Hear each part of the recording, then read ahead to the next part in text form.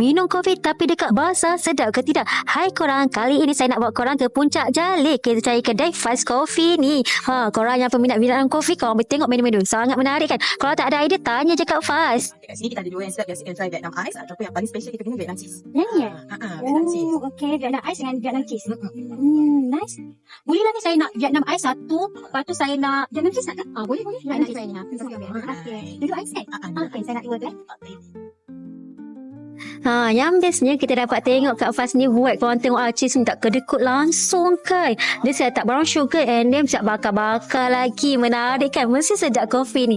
Okay, bila dah dapat kopi, jomlah kita rasa. Okay, first saya try Vietnamese cheese coffee. Korang boleh pilih juga tau, korang nak mocha ataupun coklat. Sedap sangat, cerah tebal. Lepas tu kopi tu saya suka sebab dia tak terlampau manis and dia tak muak langsung. And second one, kalau korang nak klasik, korang boleh ambil Vietnamese coffee biasa ni.